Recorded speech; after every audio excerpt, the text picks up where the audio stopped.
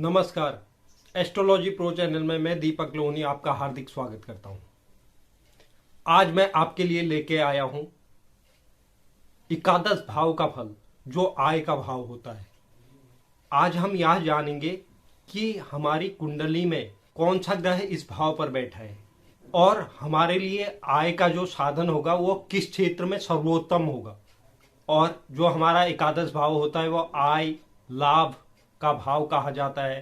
तो लक्ष्मी हर किसी को चाहिए होती है, लेकिन उसे हम अगर सही क्षेत्र में जाके उसका चयन करें कि हमें किस क्षेत्र से हमारे पास धन का आवागमन हो, तो उससे हमें और आसानी हो जाती है और पर्याप्त मात्रा में धन की प्राप्ति होती है। अगर हमें यह पता हो कि हमें किस क्षेत्र में जाकर अपने आजीविका का चुनाव करना है और हमें क्या काम करना चाहिए जिससे हमें प्रचुर मात्रा में धन की प्राप्ति हो। तो इसलिए आज मैं वही आपको बताने जा रहा हूं कि हमारे आय भाव से हम कैसे अपने कार्य का चुनाव करें जिससे हमें उस क्षेत्र में सफलता मिले और जीवन में धन की कमी ना हो। इसके बारे में आज मैं आपको बताने जा रहा हूं। उससे पहले अगर कोई दर्शक मेरे चैनल पर नए हैं तो मेरे चैनल को लाइक कीजिए, शेयर कीजिए, सब्सक्राइब कीजिए और बेल आइकन को जरूर दबाइए, जिससे आगे आने वाली वीडियो का नोटिफिकेशन आपको प्राप्त हो। सर्वप्रथम आप अपनी कुंडली निकालिए और उस पर देखिए एकादश भाव में 5 का अंक लिखा है तो उसके स्वामी सूर्य हैं। 4 का अंक लिखा है तो उसके स्वामी चंद्र है। 1 और 8 लिखा है तो उसके स्वामी मंगल है। 3 और 6 लिखा है तो उसके स्वामी बुध हैं।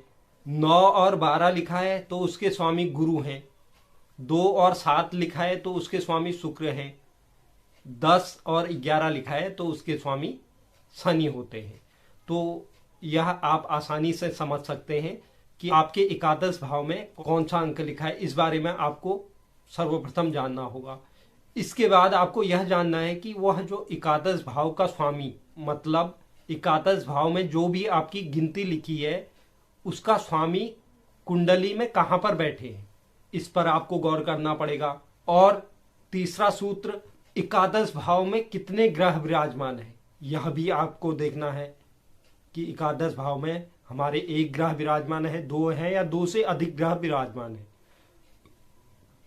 और एकादश भाव में कोई भी ग्रह बैठे रहते हैं वह आय के साधन देंगे ही देंगे। अगर एकादश भाव में कोई भी ग्रह बैठे रहते हैं तो उनकी वजह से हमें आय प्राप्त होगी, चाहे राहु और केतु ही वहां पर क्यों ना बैठे हो। उसके बाद आपको यह देखना है एकादश भाव में हमारे कौन कौन से ग्रहों की दृष्टि पड़ रही है, इस बारे में भी आपको विचार करना होगा। अब दृष्टियों के बारे में मैं पहले एक वीडियो बना चुका हूं, उसे आप देख सकते हैं कि कौन से ग्रह के पास कितनी दृष्टियां होती है। मैं शॉर्ट में इसमें भी आपको बताता हूं कि 7वीं दृष्टि हर किसी ग्रह के पास होती है। कोई भी ग्रह 5वें भाव में बैठकर, कुंडली के 5वें भाव में बैठकर हमारे आय भाव को देखेगा। कोई भी ग्रह हो बैठा हो 5वें भाव में, वह हमारे आय भाव को जरूर देखेगा। इसके अलावा कुछ ग्रह ऐसे हैं जिनके पास अतिरिक्त दृष्टियां प्राप्त हैं। जैसे अतिरिक्त दृष्टियां जो ग्रहों को प्राप्त है उनमें से मंगल ग्रह, देवगुरु बृहस्पति, शनि और राहु और केतु को गुरु के समान, देवगुरु बृहस्पति के समान दृष्टियां प्राप्त होती है। तो यह हमारे आय भाव को इन दृष्टियों से देख सकते हैं। जैसे मंगल ग्रह अगर 4थे भाव पर विराजमान रहते हैं तो अपनी 8वीं दृष्टि से देख सकते हैं। अगर 5म भाव में विराजमान होते हैं तो 7वीं दृष्टि से देख सकते हैं। अगर 8म भाव में विराजमान होते हैं तो 4थी दृष्टि से देख सकते हैं। इसके अलावा अगर देवगुरु बृहस्पति 3य भाव में विराजमान है तो वह अपनी 9वीं दृष्टि से आय भाव को देख सकते हैं। अगर 5म स्थान में बैठे हैं तो वह अपनी 7वीं दृष्टि से आय भाव को देख सकते हैं। इसके अलावा अगर 7म स्थान में बैठे हैं तो अपनी 5वीं दृष्टि से हमारे आय भाव को देख सकते हैं। उसी तरह शनि भी अगर 2य भाव में बैठे हैं तो वहां से अपनी 10वीं दृष्टि से देख सकते हैं। और अगर 5म भाव में बैठे हैं तो 7म दृष्टि से देख सकते हैं। और 9म भाव में, अगर 9म भाव में भाग्य भाव में वो बैठे हैं तो अपनी 3री दृष्टि से आय भाव को देख सकते हैं। और राहु और केतु भी देवगुरु बृहस्पति की तरह 5वीं, 7वीं और 9वीं दृष्टि से आय भाव को देख सकते हैं। तो यह तो था कौन से ग्रह की दृष्टि हमारे आय भाव पर पड़ रही है, यह हमें जानना होगा। अब मैं आपको बताता हूं कि जीवन में जो हमारे आय के स्रोत बनते हैं वह प्रबल कैसे हों, इसके बारे में आपको बताता हूं।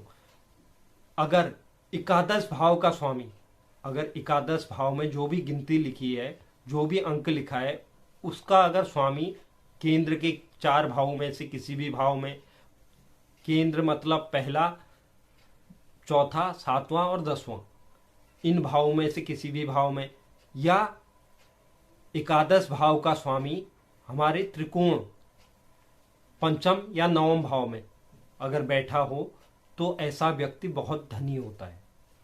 इसके अलावा अगर कुंडली में लग्नेश और आयेश, प्रथम भाव के स्वामी और आय भाव के स्वामी, अगर दोनों मित्र अवस्था में कुंडली में विराजमान है तो भी ऐसे व्यक्ति को पर्याप्त मात्रा में धन की प्राप्ति होती है।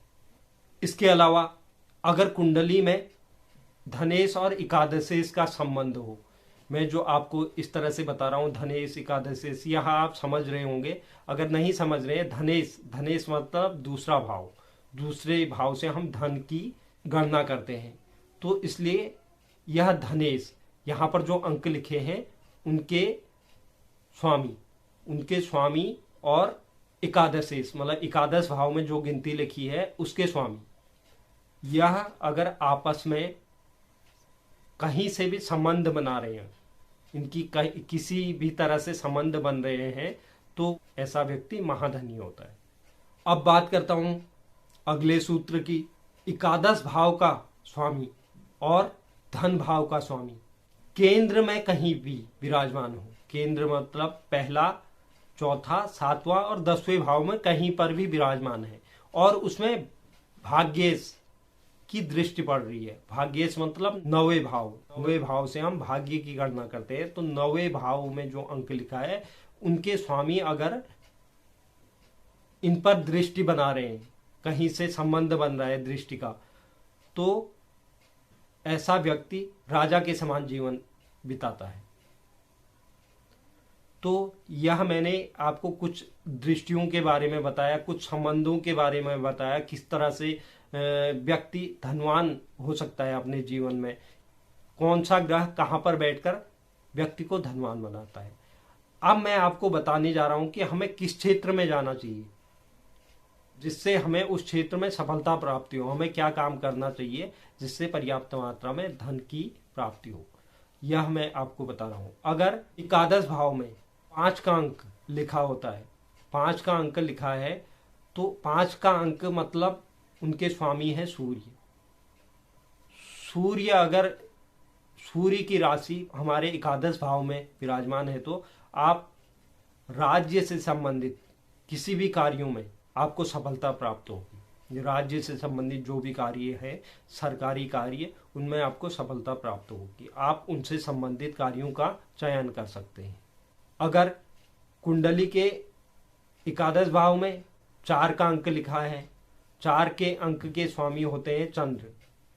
अगर चंद्र की राशि वहां पर विराजमान है तो व्यक्ति को धनवान लोगों से जुड़कर धन की प्राप्ति होती है, अत्यधिक मात्रा में धन की प्राप्ति होती है। अगर वो धनवान लोगों से संपर्क में रहता है या उनसे संबंधित कोई कार्य करता है तो ऐसे लोगों को वहां से धन की प्राप्ति होगी। अब बात करता हूं, अगर कुंडली के एकादश भाव में 1 या 8 का अंक लिखा है, 1 या 8 के अंक के स्वामी होते हैं मंगल।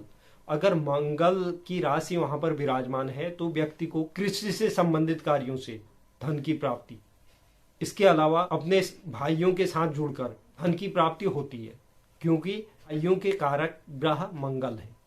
अगर कुंडली में 3 और 6 अंक एकादश भाव में लिखे हैं तो ऐसे व्यक्तियों को ज्योतिष, वाणी, ज्ञान, लेखन या व्यापार, ज्योतिष से संबंधित किसी कार्य का चुनाव करें या वाणी से संबंधित जो भी कार्य होते हैं उनसे आप धन कमा सकते हैं। इसके अलावा ज्ञान, लेखन और व्यापार, इन क्षेत्रों में आप अगर अपनी किस्मत को आजमाए तो यहाँ से आपको धन की प्राप्ति होगी। यह क्षेत्र का चुनाव आप कर सकते हैं।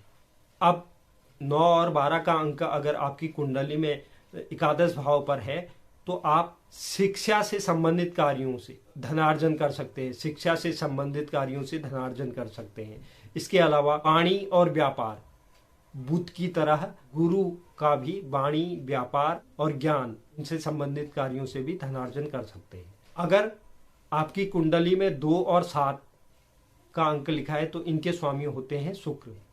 तो आपको ससुराल पक्ष से जुड़कर या स्त्री पक्ष से जुड़कर आप धन कमा सकते हैं। उन क्षेत्रों में आप अपनी किस्मत को आजमा सकते हैं और वहां आपको जरूर सफलता मिलेगी। अगर किसी कुंडली में 10 या 11 का अंक एकादश भाव में लिखा रहता है तो उसके स्वामी होते हैं शनि। तो ऐसा व्यक्ति ठगी से, छल से, प्रपंच से और राजनीति के क्षेत्रों में ऐसे व्यक्तियों को जबरदस्त सफलता प्राप्त होती है। तो आज जो मैंने आपको बताया, उम्मीद करता हूं कि आप समझ गए होंगे कि व्यक्ति किस तरह से अपने कार्य क्षेत्र का चुनाव कर सकता है और वह कैसे जाने कि उसके धन के संबंध में कारक ग्रह हैं वो कौन है, इसका चुनाव वह कैसे करे। इसके बारे में मैंने आज आपको समझाने का प्रयास किया। उम्मीद है कि आप समझ गए होंगे। तो आगे भी मैं इसी तरह की आपको जानकारियां देता रहूंगा। और अगर आप कुछ प्रश्न करना चाह रहे हैं, किसी सवाल का जवाब आपको चाहिए, तो आप कमेंट बॉक्स में जरूर लिखिए। मैं प्रश्न का मैं जरूर वीडियो के माध्यम से उत्तर दूंगा। धन्यवाद।